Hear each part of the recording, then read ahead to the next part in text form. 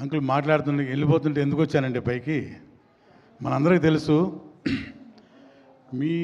మనందరి మనిషి మంచి మనిషి అజాత శత్రువు అని పేరుంది తెలుగు సినిమా ఇండస్ట్రీలో.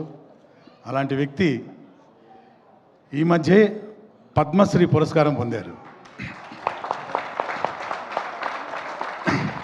నాకు తెలిసి అది వచ్చిన తర్వాత ఫస్ట్ టైం అనుకుంటా ఈ డయాస్ షేర్ చేసుకోవటం. అందుకని మనం అందరం కూడాను వారికి పద్మశ్రీ వచ్చినందుకు ఒకసారి అందరూ లేచి క్లాప్స్ తోటి అని హానర్ చేద్దాం.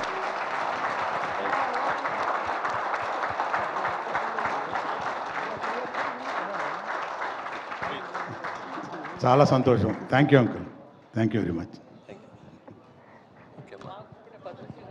అబ్బా తప్పకుండా.